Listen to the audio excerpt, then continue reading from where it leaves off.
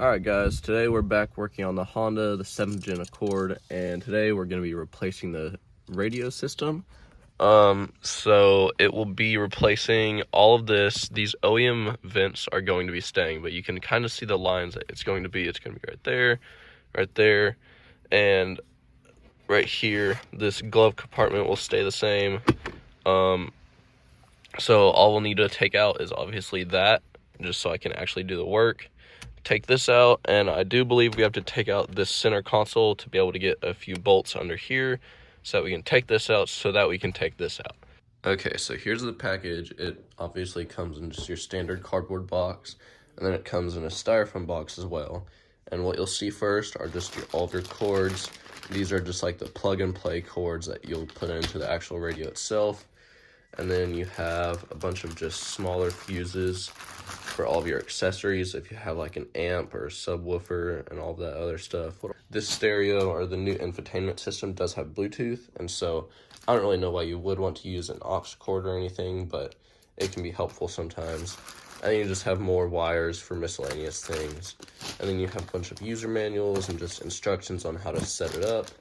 And then you have the actual screen itself, which is huge. I'll go ahead and take it out for you, or I'll just show you it right here, but it's pretty big.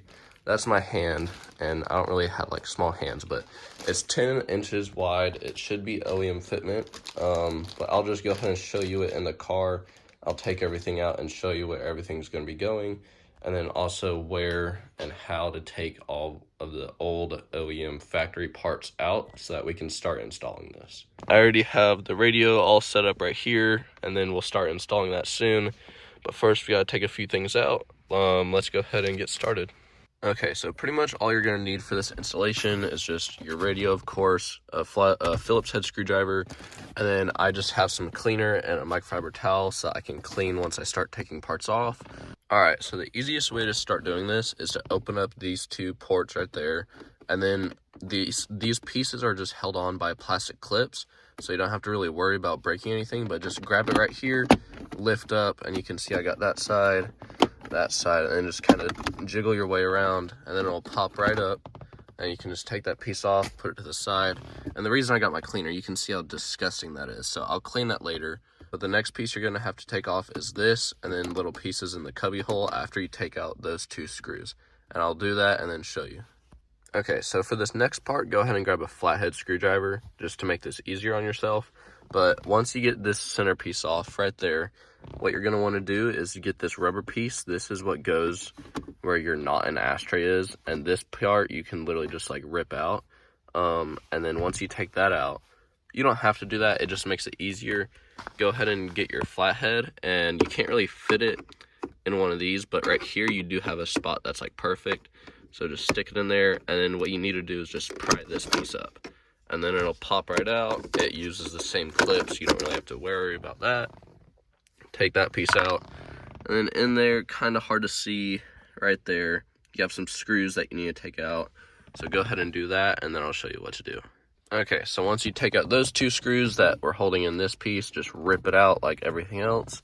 Then you have two more screws there and there on the opposite side. Go ahead and take that out, then you can take out your cubby. Then once you get those two screws out, I would close the door, and you can kind of push it down to get your fingers in there.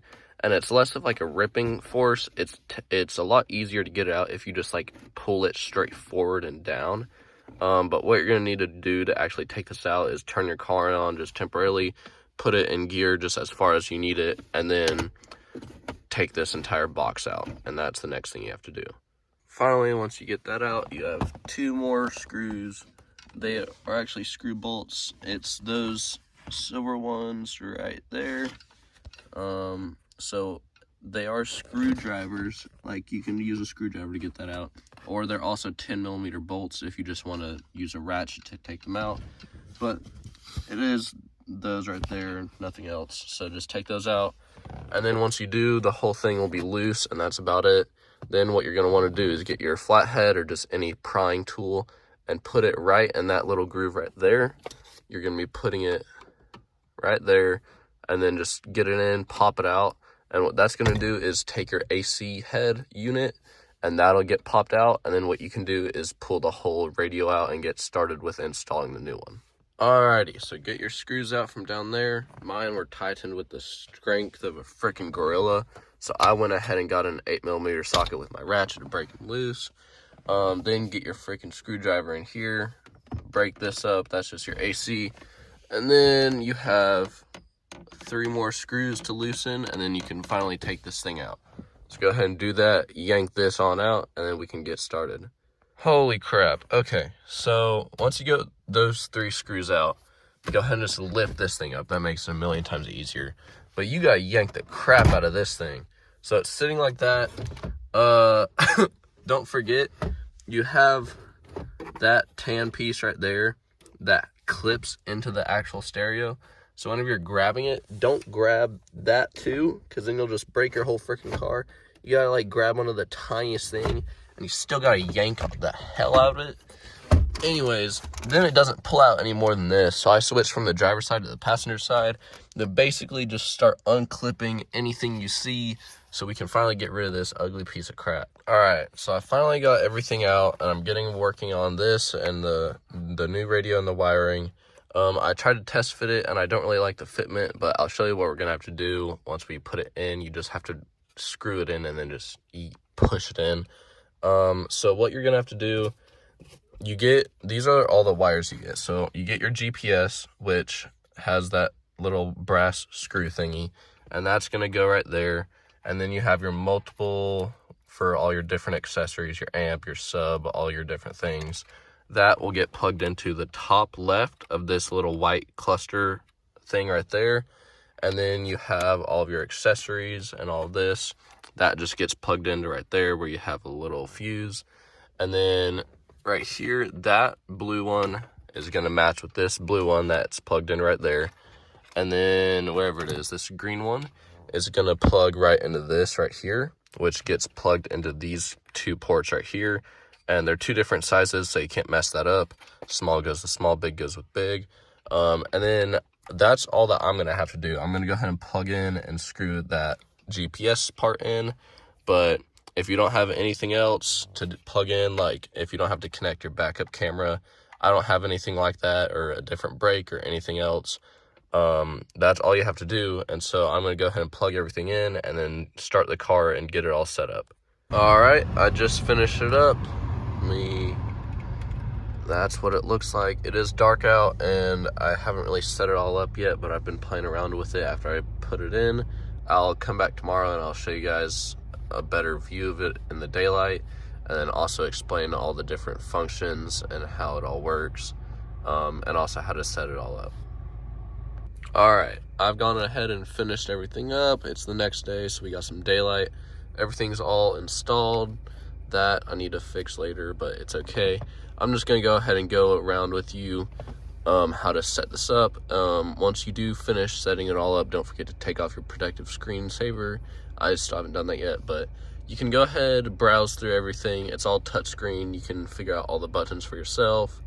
Just kind of figure all that out. This right here is gonna be your main thing, the BT music. That's just Bluetooth. So you click on that, connect your phone, and then you can play whatever you. Okay, so what just happened was I clicked on Bluetooth. It automatically connected because I've been connecting to it. So it cut the video, but that right there, Bluetooth music, that's mainly what you're going to be using. That easy connection you can use is basically just Bluetooth but wired.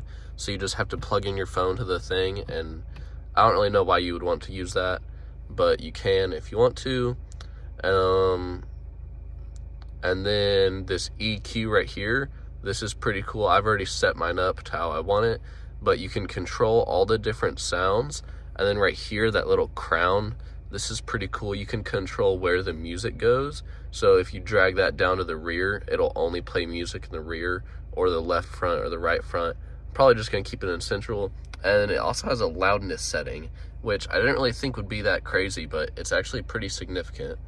So that's the EQ, like music control. And you have Google Chrome. That's pretty cool. So you can do anything you want on the internet. You just have to be connected to Wi-Fi. And obviously while you're driving, you probably won't have Wi-Fi unless you have bought something like a MiFi, or just connect your hotspot, which I'm going to show you how to connect soon. You can take phone calls, you can do Google Maps, you have the Play Store so you can download any apps you want, and then iTunes. I don't really use iTunes. So yeah, I'm going to be setting up my Play Store soon so I can download like Spotify and stuff. Maybe I won't have to connect my phone, not too sure yet. Then you have YouTube, your settings, and then Waze and your wallpaper. I went ahead and changed my wallpaper. You can choose from any one of these. I'm sure there's a way to do your own custom wallpaper, like a picture from your phone, but I'm not sure. I haven't figured that one out yet. Once I do figure that out, I'll make sure to upload a video to show you guys. Then you can do voice search and then just all your different things. And then if you don't have a base model steering wheel and you have buttons on both sides, a cool function you can do is actually steering wheel learning, to where you can relearn the system to where your different buttons over here can be used to like control the volume and stuff, so you won't have to move your hands off the steering wheel. So that's a really cool function, especially for such an old car. And then you have YouTube, you can do that. Of course, you just have to be connected to Wi-Fi. So let's go ahead and do that. So go to your settings. You can either connect through it right there, or on your home page, you can connect to it from right there. And then what I'm gonna go ahead and do is set up my system.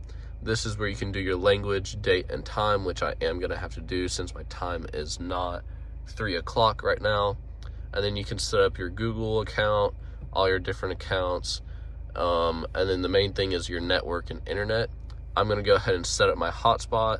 So I'm not gonna do it on camera. I'm just showing you guys everything that you can do and where to do it. And then once you do that, just go ahead and set everything up how you want it, and then just kind of browse through all the different apps. You can go ahead and set up your Play Store so you can download new apps and have whatever you want on here.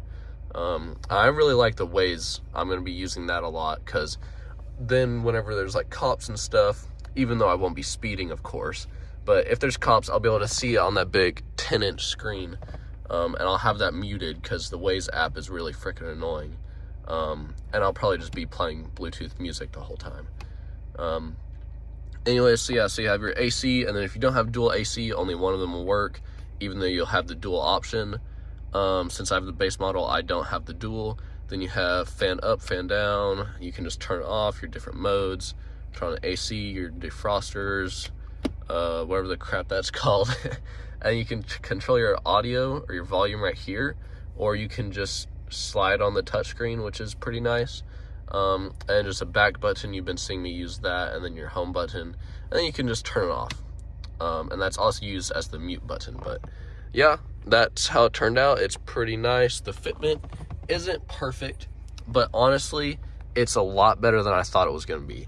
Aftermarket parts are never perfect, ever, unless you're spending thousands of dollars. And compared to different radios, this thing was like $200. So I would definitely recommend it. The install wasn't too crazy. I just did a few things because I'm nitpicky, and I wanted this to be as flush as possible. So I had to do a little bit extra, just things that you don't have to do. If I haven't already said it, I am a little sick, so excuse my voice and all that crap. But yeah, everything's all good. It's all set up. I really like this screen. It's honestly, it modernized the car like crazy. And for a 15-year-old car, this thing looks sick, and the functionality on it is absolutely amazing. So that's it for this video, guys. This is the Lexion 10-inch Bluetooth Android screen for the 2003 to the 2007 Honda Accord. You can install it on any car, and the process will just be about the same. If you want to get the same one that I got, the link will be down in the bio. I'm not sponsored or anything, but I'll just link them just in case you want the same one and you really like how this one looks. Thank you guys for watching. Subscribe and like. Have a good one.